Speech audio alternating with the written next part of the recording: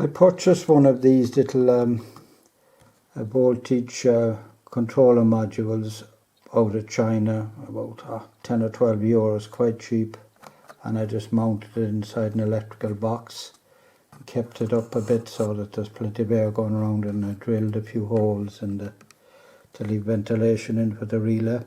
What I want this for is on the boat I have a 50-watt solar panel charging a 110 ampere hour deep cycle battery, and at the weekends or when I'm away on trips it's fine, but when she's tied up for a week or more on a hot summer's day, first hour of the morning the battery is fully charged up and the controller then shuts down. So there are two things happen.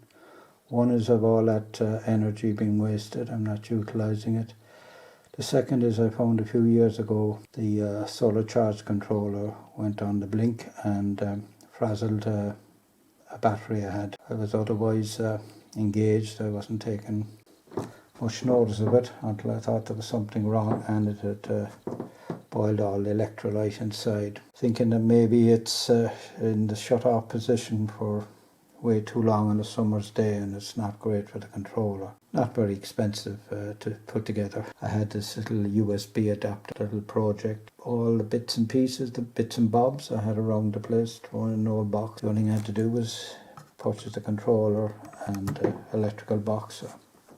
I'm using the SEA connector to connect up to the battery. I have two power banks. That one's a 20,000 milliampere hour and I have a 10,000 milliampere hour. I go down to the boat quite often, certainly every second day, so I could be changing them over.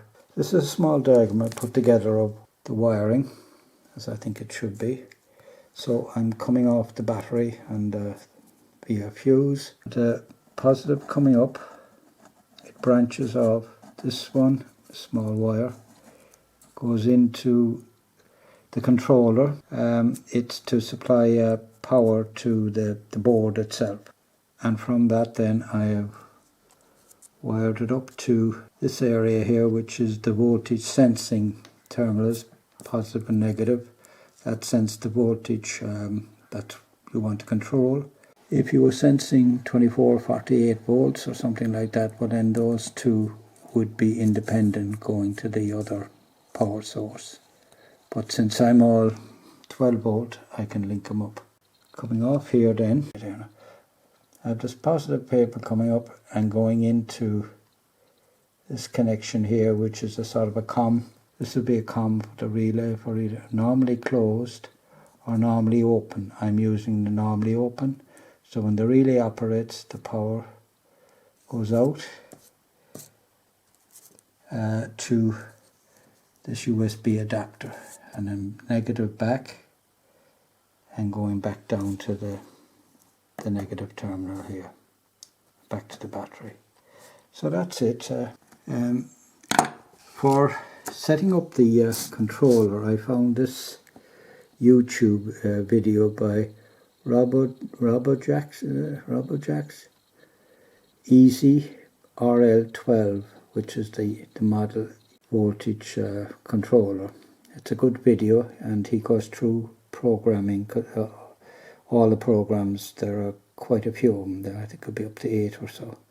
So he explains what each P1 right up to P8 or whatever, what it's all about. I found it very good. The model I have is Easy RL version 2.3 V+T controller. Setting it up is quite easy, especially after looking at that video I mentioned on YouTube. All you have to do is, with the enter button, press and hold the enter button for about 3 seconds, and up comes the program screen. And then with the set button, you can just filter through them all. Let's see how many there are. 8, yeah. And the only program I'm using is program 3. So you just quick enter, and what comes up is the battery voltage. Now with the set button, you go in, and the first screen is the high setting for the relay to operate. I've set it at 14.2, so you just click along. And now when it's flashing, if you want to change the setting, you just press the enter button. Say you want it 14.4, which a lot of people do. You just keep going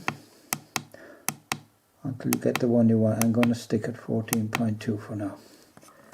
That's the first. The second one then is the low setting, where the relay will come off. I'm setting it at 13.3. Again, you just flick between them all, and when it's flashing, if you want to change the numbers, you just press the enter button.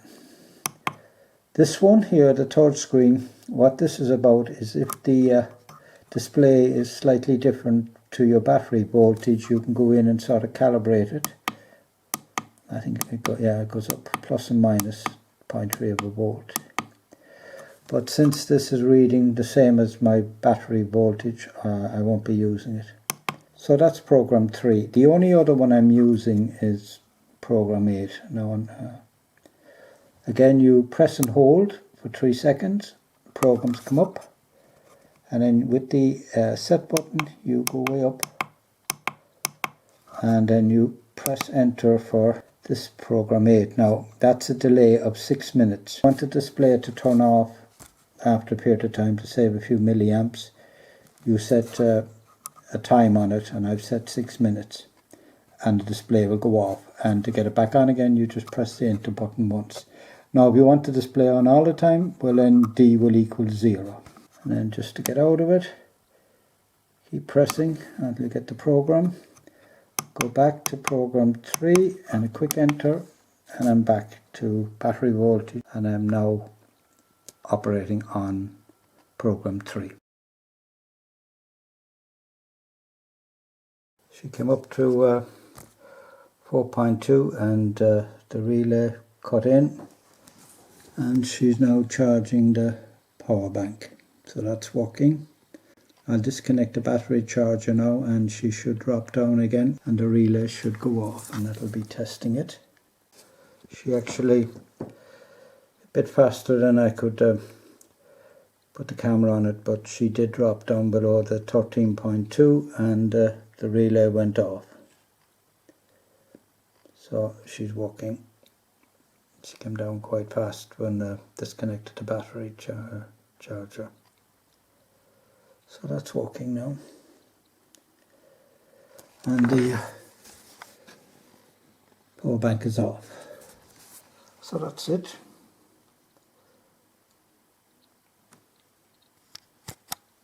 I think it'll work out fine. It's a tidy little unit. It hasn't cost me a lot of money. And I'll try it out on board.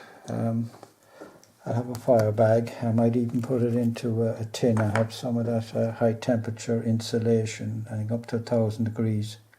I might line the tin with that, and then I don't like leaving power banks unattended for a long period of time, though I've had no problem with it. So that's it.